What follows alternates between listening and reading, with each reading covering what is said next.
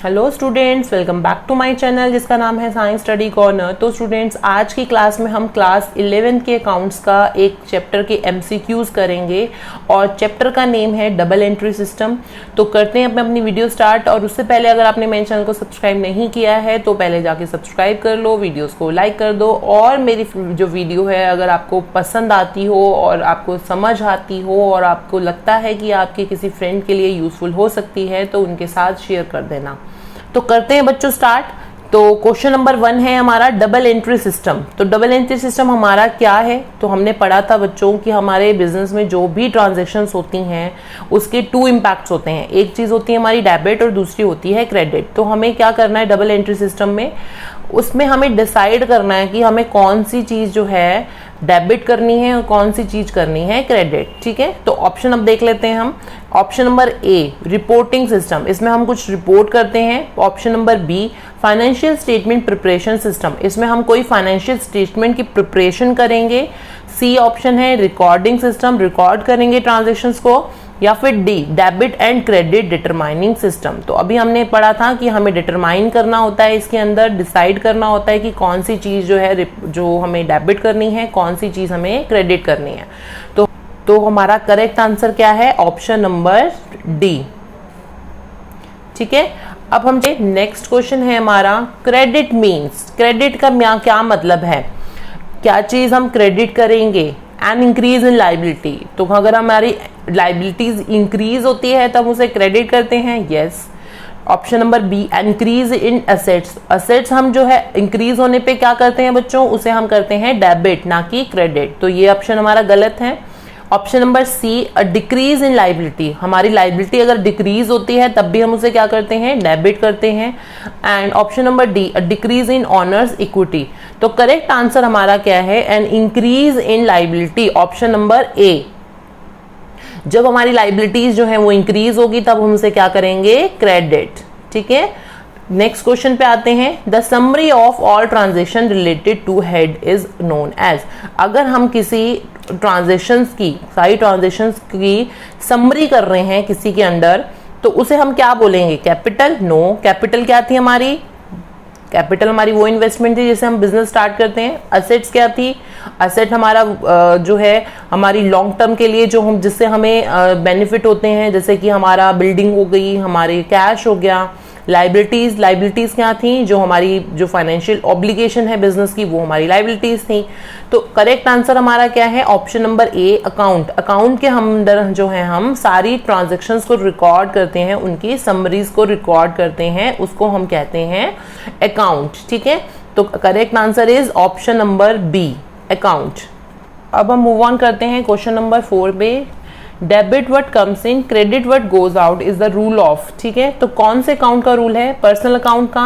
Option number B real account, C nominal account और D all of the above. ठीक है, तो debit what comes in and credit what goes out. तो ये rule है हमारा रियल अकाउंट का। जो हमारे पास आ रहा है उसे हम डेबिट करेंगे और जो हमारे पास से जा रहा है उसे हम करेंगे क्रेडिट। ठीक है, तो correct answer is option number B. अब हम मूव ऑन करते हैं क्वेश्चन नंबर 5 पे। इन परचेज बुक रिकॉर्ड्स, क्या क्या चीज जो है हम परचेज बुक में रिकॉर्ड करेंगे? Option number A credit purchase, B credit sales, C cash purchase और डी परचेज रिटर्न। तो परचेज बुक में हम क्रेडिट परचेज से रिलेटेड ट्रांजेक्शन्स को रिकॉर्ड करते हैं। ठीक है, तो करेक्ट आंसर इज हमारा option number A credit purchase. अब चलते हैं क्वेश्चन नंबर 6 पे। Why is the opening entry needed. Opening entry की क्या जरूरत होती है? Y? A to follow the accounting cycle, to start the next accounting year, C to justify the arithmetic और D to know the financial position of accuracy. ठीक है, तो correct answer हमारा क्या है? Option number B to start the next financial year. तो next financial year हम जब स्टार्ट करेंगे तो हम जो हमारा जो भी बैलेंस क्रेडिट डाउन होगा उसे हम ब्रॉड डाउन करेंगे और उसकी ओपनिंग एंट्री जो है हम करेंगे। ठीक है, तो करेक्ट आंसर है हमारा option number B to start the next accounting year. Question number 7 है हमारा where records the discounted entries in. तो डिस्काउंटेड एंट्रीज जितनी भी हैं उन्हें हम कहाँ रिकॉर्ड करेंगे? A option cash book, B sales return book, C bills receivable book, D journal book. तो correct answer is cash book. तो कैश बुक के अंदर हम जितनी भी हमारी डिस्काउंटेड एंट्रीज होंगी उन्हें हम रिकॉर्ड करेंगे, ठीक है। बिल्स रिसीवेबल बुक में हम डिस्काउंटेड एंट्रीज को नहीं रिकॉर्ड करते, सेल्स रिटर्न बुक में नहीं करते और जनरल प्रॉपर में भी नहीं करते। तो correct answer is option number A cash book, ठीक है। 8th क्वेश्चन है हमारा व्हाट इज करेक्ट, इसमें से क्या करेक्ट है। A option opening capital is equal to opening total assets minus closing total assets. Option number B closing capital is equal to opening total liabilities plus closing total liabilities. Option number C opening capital is equal to opening total assets minus opening total liabilities.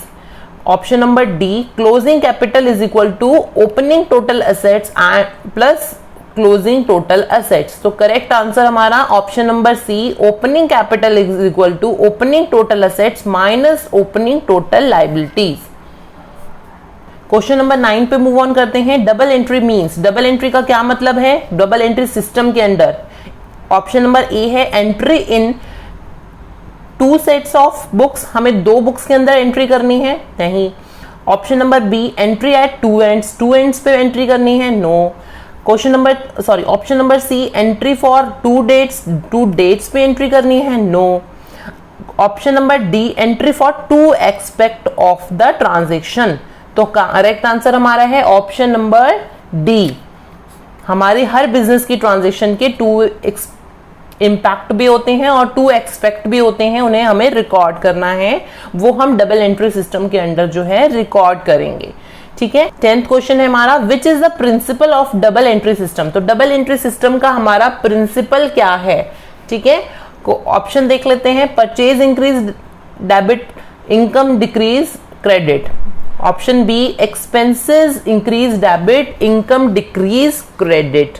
Option number C receiver is debit and giver is credit. Option number D receiver is credit and giver is debit. तो हमारा correct answer क्या है option number सी debit. जब हम कोई receive करेंगे receiver is debit and giver is credit, ठीक है।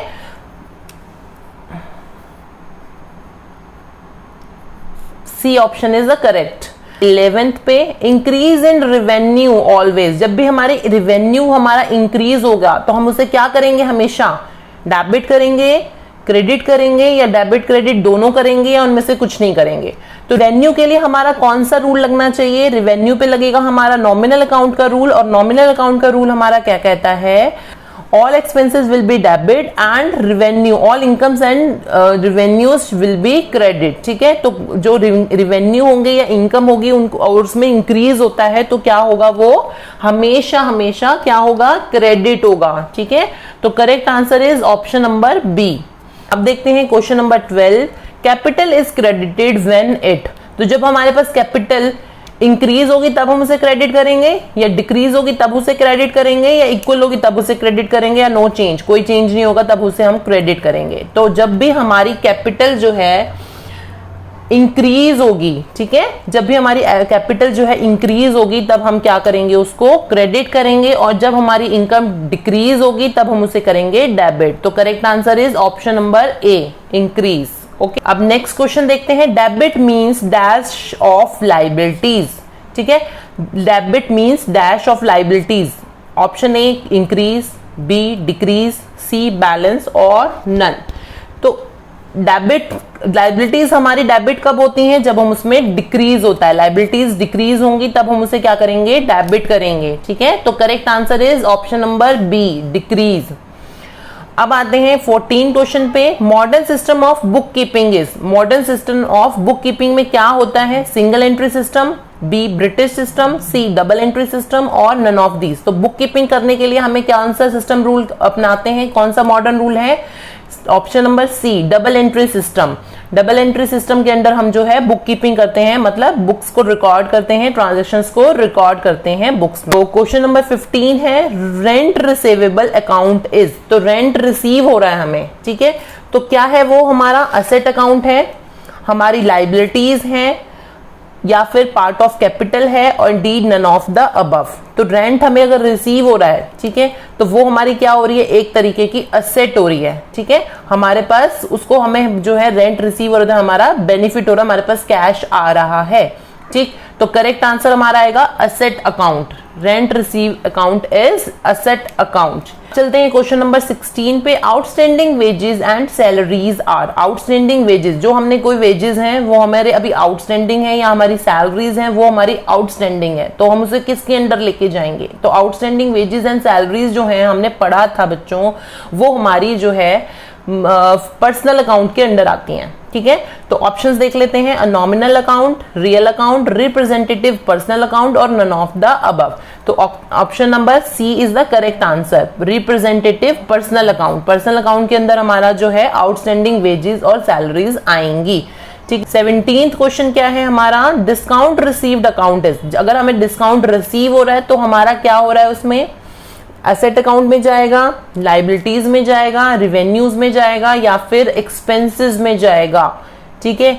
तो डिस्काउंट अगर हमें रिसीव हो रहा है तो हमें एक तरीके का बेनिफिट हो रहा है, इनकम हो रही है, रिवेन्यू हो रहा है, तो अब उसे कहां लेके जाएंगे, रिवेन्यू अकाउंट के अंदर लेके जाएंगे। So correct answer is revenue account, ठीक है। 18th क्वेश्चन पे आते हैं, debit the receiver and credit the giver. कौन से अकाउंट का रूल है ये? Debit the receiver and credit the giver, personal account का रूल है। तो option number A is the correct answer. तो बच्चों अब हम देखते हैं question number 19, which of the following is not an example of nominal account. कौन सा जो है हमारा इसके अंडर नॉमिनल अकाउंट के अंडर नहीं आएगा? First is rent account. तो रेंट हमारा जो है इनकम है एक तरीके की, तो नॉमिनल अकाउंट के अंडर आएगा। रिवेन्यू वो भी हमारा नॉमिनल अकाउंट के अंडर आएगा। डिफर्ड रिवेन्यू और ऑल ऑफ द अबव। तो क्या आ सकता है इसमें से? तो option number C is the correct answer, deferred revenue. Deferred revenue जो है वो हमारा नॉमिनल अकाउंट के अंडर नहीं आता है, ठीक। So correct answer is deferred revenue. Deferred revenue account जो है हमारा नॉमिनल अकाउंट के अंडर नहीं आएगा, ठीक है। तो क्वेश्चन नंबर 20 देखते हैं, लास्ट क्वेश्चन है हमारा, which of the following is a personal account. Personal account कौन सा है इनमें से?